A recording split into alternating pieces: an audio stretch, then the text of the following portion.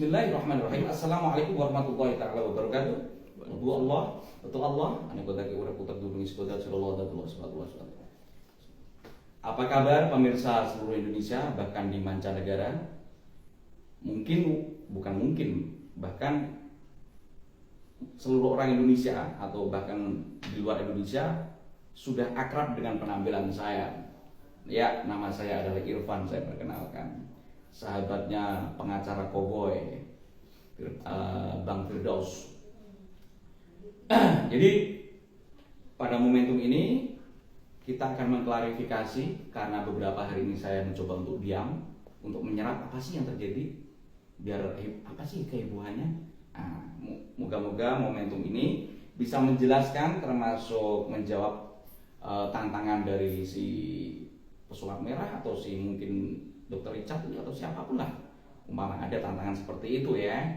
Oke, atau mungkin penjelasan dari mereka. Oke, mungkin langsung aja ada pertanyaan, Mas. Oke, Gus Irfan, apa kabar Gus Irfan?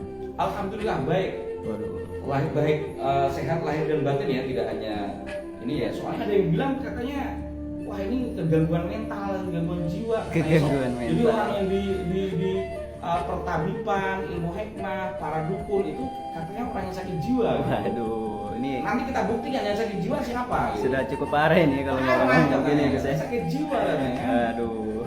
Oke, kita lanjut nih ke pertanyaannya Gus Irfan. Yo.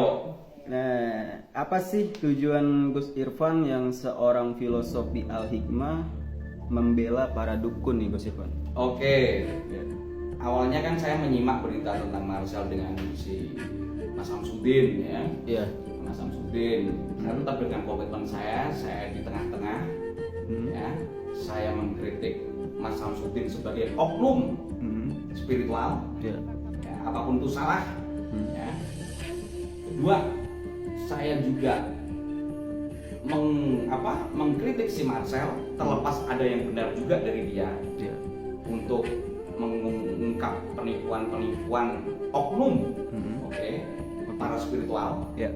Tapi juga semakin kesini kok semakin parah dia mengeneralisir semuanya.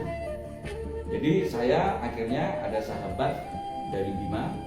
Oke. Akhirnya saya tanya, kenal pengacara Cowboy yang unik itu nggak? Oh kenal. Ya udah, aku hubungkan dengan beliau. Akhirnya ketemu. Bagaimana? Tak. Akhirnya acara di Denis maupun di Densu seperti itu. Jadi ternyata keinginan kenapa saya membela, karena kata dukun ini masih terjadi kontradiksi. Kami pun di dalam ilmu pertabiban santri juga disebut uskun oleh mereka, ustadz dukun gitu. Oke. Kan kurang ajar gitu. Padahal kata dukun itu, kalau kita ngikuti sejarah, Indonesia ini kan dijajah oleh berbagai bangsa lain, beberapa bangsa Eropa. Ada yang dari Portugis, VOC Belanda, terus Inggris pernah menjajah sebentar, bahkan Prancis sebentar juga pernah. Terus Belanda lagi. Jadi dulu sampai ketika setelah VOC zamannya Inggris sampai 1800-an ya, 1800 awal, kata dukun ini masih dimaknai sebagai penyembuh tradisional dengan ada jampi-jampinya, doa-doanya. Iya. Itu. Lalu ketika Inggris cuma sebentar oleh Gubernur Raffles waktu itu ya, beberapa tahun doang, akhirnya diambil lagi oleh Belanda. Kata dukun ini berubah maknanya menjadi sesuatu yang beresensi klenik, bermakna klenik, gitu. Klenik. Bersamaan tahun 1900 Masehi ada politik etis penjajah Belanda bahwa penyembuhan harus berakar dari Eropa, yaitu dalam hal ini ya dunia kedokteran. Saya bukan masalah kedokterannya apa, ini secara sejarah kata dukun gitu. Oke. Jadi penyembuhan kan memang ada yang kedokteran, ada yang dukun segala macam, kan harus kita saling sinergi lah. Oke. Terus ada juga riwayat mengatakan kata dukun itu dari bahasa Persia, ya, dukon gitu. Dukon. Ya, jadi memahami ini memang kontradiksi. Apakah sama dengan kata kahin? Jadi secara 100% yang ada di dalam literasi Arab ternyata tidak, karena ternyata ustadz dulu, ya, kiai dulu memahami kata itu juga ternyata mereka juga para santri gitu loh sebagian. Oke. Bahkan sampai hari ini Perdunu, Persatuan Dukun Nusantara di Jawa Timur itu mayoritas santri gitu. Begitu juga setelah saya ketemu dengan pengacara Cowboy, saya ketemu mereka juga menggunakan cara-cara nggak bertentangan dengan syariat. Kita nggak membahas oknum ya. Kita nggak membahas oknum sekali lagi gitu. Mereka juga pakai nariah segala macam. Jadi makna kata-kata ini juga saya dapati dari sahabat saya juga tentang sejarah kata dukun dari yaitu Gus Ali Rahman. Seperti itu. Jadi saya masuk, empati lah, memahami itu harus jelas, gitu loh. Oke, kita lanjut ke pertanyaan berikut ya Gus. Jadi apa tanggapan Gus Irfan pada aksi pesulap merah dan Ustadz Faizar dengan mengatakan bahwa atraksi kebal adalah trik?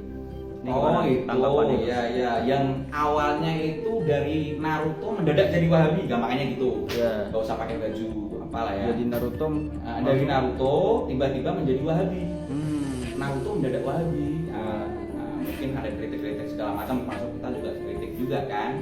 Kan selalu kan begini, nggak ada ilmu hitam, nggak ada ilmu putih, yang ada adalah merah. Kan gitu. Padahal kan ilmu hitam dan ilmu putih itu ada. Ibaratnya bahkan dikatakan minal zulumati ilang nur, dari kegelapan menuju cahaya, gitu loh. Ibaratnya ini jalan syariat yang benar, ini jalannya iblis. Kok nggak ada hitam, nggak ada putih, dari mana gitu loh. Yang ada ilmu merah, justru yang merah itu siapa? Kata-kata ini udah bermasalah gitu loh. Yang merah ya apakah itu identik jin atau iblis atau bagaimana gitu loh. Kata-kata Anda aja bisa diperdebatkan gitu. Apakah hal ini setelah dikritik kanan kiri terus Anda tiba-tiba mendadak jadi Wahabi gitu. Nah ini kan juga lucu. Kedua, Anda sendiri juga dukun gitu loh. Kenapa kita katakan Anda dukun? Anda ketika menggerebek Mas Samsudin di Blitar, Anda membanggakan sebagai satu pesulap, ya. Kedua adalah Reiki Master. Reiki Master itu ada meditasinya, ketemu dengan sosok spiritual yang lain, spirit atau apalah bahasa Arabnya seperti itu, bahkan tenaga segala macam. Ya intinya dukun, Anda itu dukun juga gitu. Tapi Anda paham nggak sih? Jadi kalau mau ngeritik Mas Samsudin, kritik aja oknum gitu, karena Anda sendiri juga dukun gitu. Ya. Bahkan di komunitas Muhammadiyah, Reiki itu mungkin ditentang. Kalau kami di warga Nahdien fleksibel, nah kami nggak mau mengatakan bla bla bla bla seperti saudara kami di Muhammadiyah. Tapi anehnya Ustadz Faizar berkolaborasi dengan Master Reiki yang menurut Muhammadiyah itu adalah ya begitu, ilmu yang kurang pas. Atau mungkin disamakan ya mereka sebagaimana mereka benci dengan kami lah gitu loh. Ya, terlepas dari ukurannya apakah sesuai syariat Islam apa tidak ya.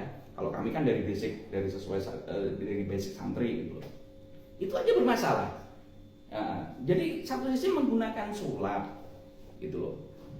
Paham sejarah sulap gak sih gitu loh. Sulap kan dari 4.700 tahun yang lalu dari Mesir.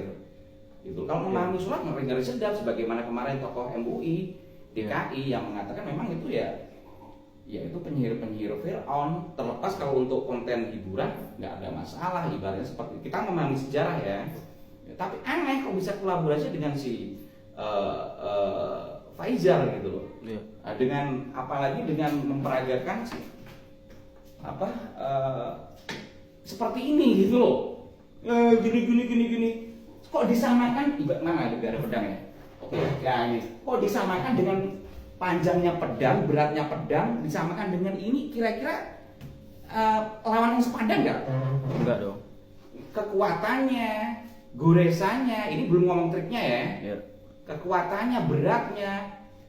Nah nanti saya akan mengundang secara terbuka si Marcel nih, kalau perlu dengan Faizarnya. Ya, nanti kalau Dr. Richard Lee ada tema tersendiri.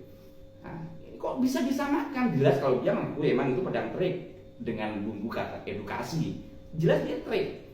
Akhirnya netizen entah buzzer siapa lah, atau pendukung siapa, mungkin pendukung Marcel atau siapa lah, kita nggak tahu. Mungkin akhirnya sebelum dia tayangan